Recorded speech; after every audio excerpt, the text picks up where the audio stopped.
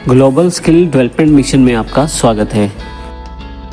इस सेशन में हम जानकारी लेंगे किस प्रकार हम स्टाइल टैग का प्रयोग करते रहे हैं अपने हेड सेक्शन में और किस प्रकार हम CSS के द्वारा सिलेक्टर्स प्रयोग कर सकते हैं एलिमेंट्स को सिलेक्ट करने के लिए। सबसे पहले हम इस प्रोग्राम को समझते हैं जो हमने fourth.html में प्रयोग किया हुआ है। इसमें हमने कुछ ज्यादा नहीं किया।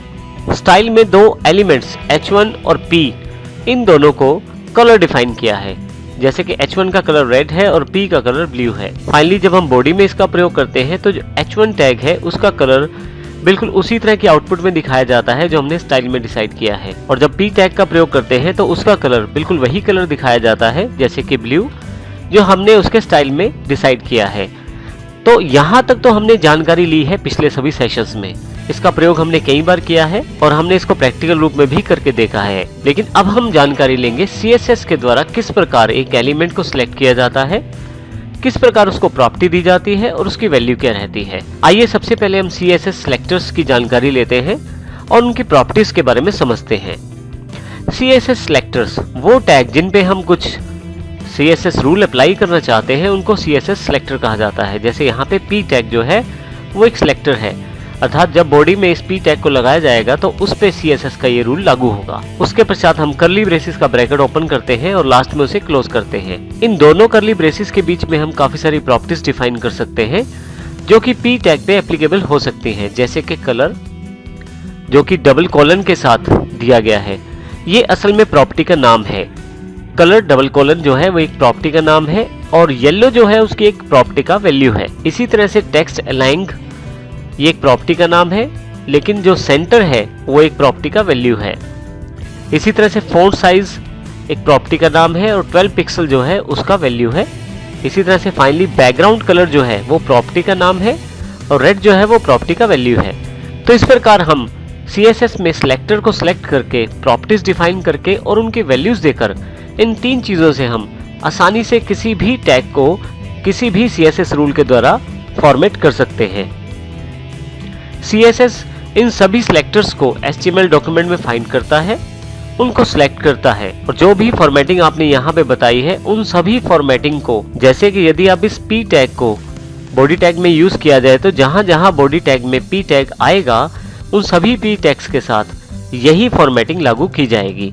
अच्छी तरह से समझने के लिए हम 48.css.html प्रोग्राम को समझते हैं। यहाँ हमारे पास 48.css.html का प्रोग्राम उपलब्ध है जो कि माइक्रोसॉफ्ट एज के ब्राउजर में यहाँ पे एक आउटपुट के रूप में उपलब्ध है। वहीं दूसरी तरफ यदि आप देखें तो 48.css.html के रूप में कोडिंग अवेलेबल है।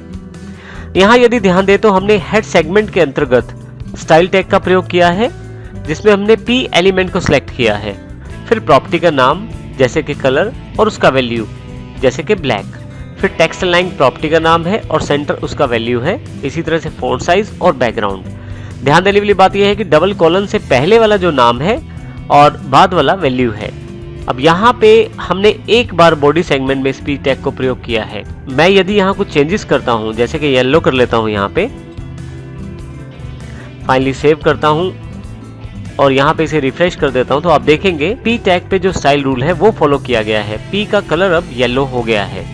इसी प्रकार से इस P टैग को मैं जितनी बार भी प्रयोग करूंगा बॉडी के अंतर्गत उन सबका कलर येलो ही माना जाएगा।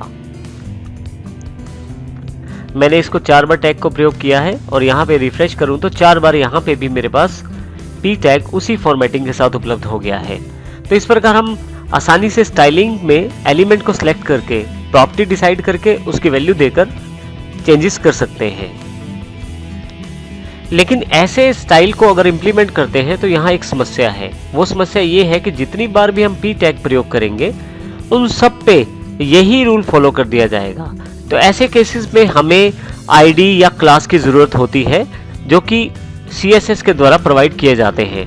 ID और क्लास की जानकारी हम अभी आने वाले सेशन में लेंगे। यहाँ सबसे मेन बात यह है कि जब भी कोई चेंज करते हैं वो सारे P टैग्स पे इम्प्लीमेंट हो जाता है, जबकि हो सकता है हम किसी खास P टैग या किन्हीं 2 या 3 P टैग्स पे वो स्टाइल लगाना चाहें। तो ऐसे केसेस में हमें CSS सिलेक्टर्स की आवश्यकता होती है। तो आइए CSS सिलेक्टर्स की जानकारी लेते हैं हम।